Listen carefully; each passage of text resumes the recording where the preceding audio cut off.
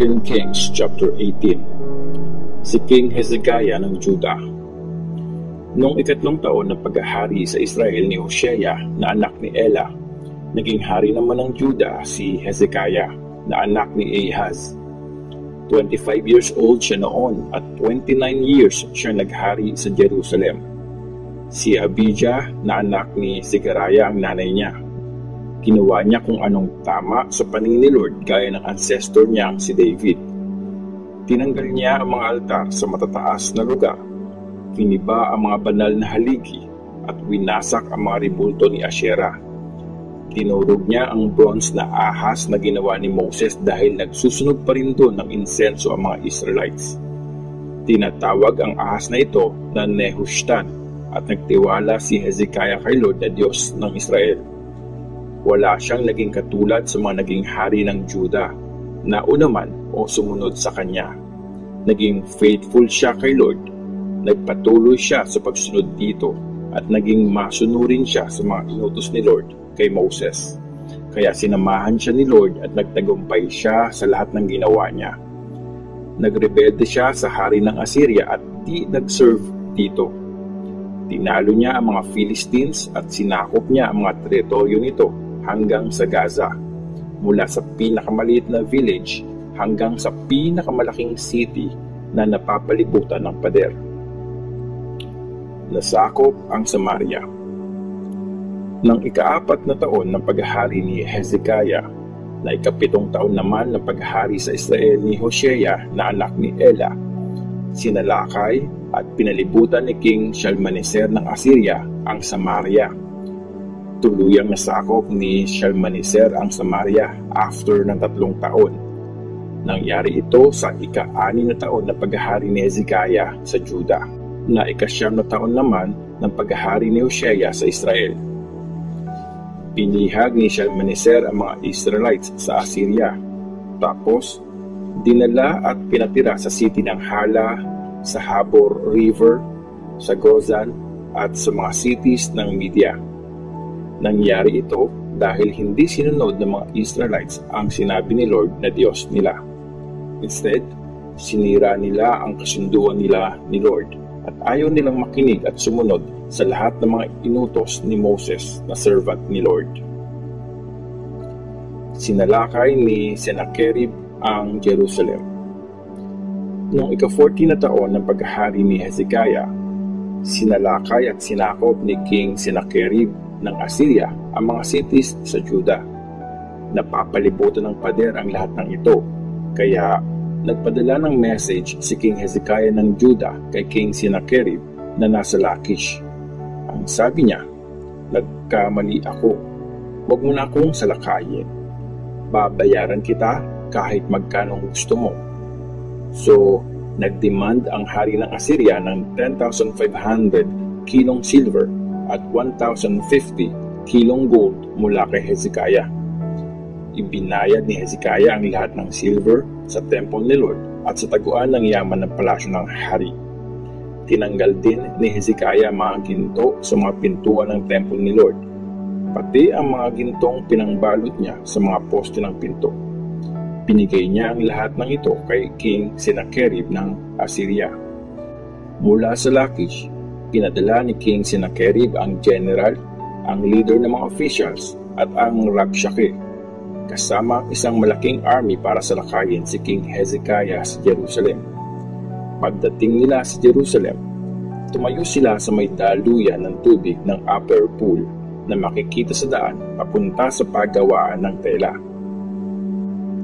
Nung pinatawag nila si King Hezekiah, pinuntahan sila ni Eliakim na anak ni Hilkiah at in charge sa palasyo, pati na ang sekretary na si Shebna at ang in charge sa mga records na si Joah na anak ni Asaph.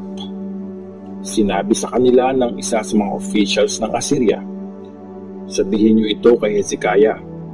Ito ang sabi ng dakilang hari, ang hari ng Assyria. Ano ang pinagmamalaki mo? Saan nanggagaling ang lakas ng loob mo? Akala mo ba sapat na ang mga salita bilang strategy at lakas sa pakikipaglaban? Kanino ka ba umaasa at ang lakas ng loob mong magrebelde laban sa Assyria? Tingnan mo, umaasa ka na tutulungan ka ng Egypt pero isa lang siyang putol na tungkod na tutusok sa kamay ng taong hahawak nito. Ganon ang hari ng Egypt sa lahat ng mga nagtitiwala sa kanya. Baka naman sabihin mo sa akin na umaasa kayo kay Lord na Diyos nyo. Diba, pinatanggal niya ang mga sambahan sa matataas na lugar at ang mga altar. Diba, sinabi niya sa mga taga-Juda at mga taga-Jerusalem na sa altar lang na nasa Jerusalem kayo dapat mag-worship. Halika, tapatan mo ang lakas ng mahal kong hari ng Assyria. Bibigyan kita ng 2,000 kabayo kung may sapat kang sundalo na sasakay sa mga yon. Paano mo ngayon tatapatan ang kahit pinakamahinang sundalo ng hari ko? Kung maasa ka lang sa Egypt na magpapadala sa iyo ng mga karwahe at mga ngabayo. Isa pa, sa tingin mo ba walang basbas ni Lord ang pagsalakay at pagwasak ko sa lugar na ito? Si Lord mismo ang nagsabi sa akin na salakayin at wasakin ang lupaing ito. Sinabi nila Eliakim, Shebna at Joah sa official ng Assyria, pwede bang kausapin niyo kami sa Aramaic? Nakakaintindi kami noon.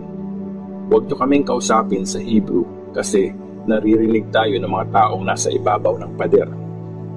Pero sinagot sila ng official ng Assyria, pinadala ba ako ng aking hari para lang sabihin ang mga salitang ito sa inyo at sa hari niyo lang?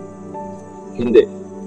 Para rin ito sa mga taong nasa ibabaw ng pader kasi kagaya nyo, wala din silang magagawa kundi kainin ang dumi nila at inumin ang ihi nila. Tapos, tumayo ang official ng Assyria at sumigaw sa Hebrew language. Makinig kayo sa mga pinapasabi ng dakilang hari ng Assyria. Huwag kayong papaloko kay Hezekiah dahil hindi niya kayo kayang iligtas mula sa hari namin. Huwag niyong hayaang paniwalain kayo ni Hezekiah kay Lord.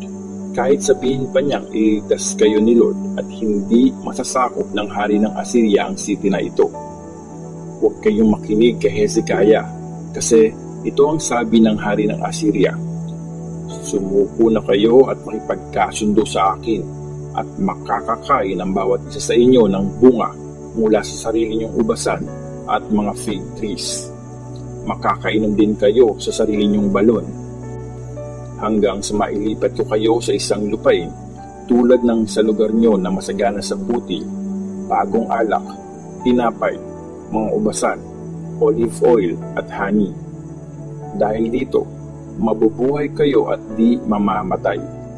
Huwag kayong maniwala kay Hezekiah pag sinabi niyang ililigtas kayo ni Lord. Meron na bang Diyos ng kahit anong bansa na nakapagligtas sa lupain nila mula sa kamay ng hari ng Assyria? Nasaan ang mga Diyos ng Hamat at Arpad? Nasaan ang mga Diyos ng Sepharvaim, Hena at Iva? May nakapagligtas ba sa Samaria mula sa power ko? Sino ba sa mga Diyos ang nakapagligtas na sa kanilang mga bansa mula sa kamay ng hari? Kaya paano ililigtas ni Lord ang Jerusalem? Pero nanahimik ang mga tao dahil inutos ni King Hezekiah sa kanila na huwag kayong sasagot sa kanya. Tapos, dahil sa paghihinagpis, pinunit ni Eliakim, Shebna at Joah ang damit nila at nireport nila sa hari ang mga sinabi ng official ng Assyria.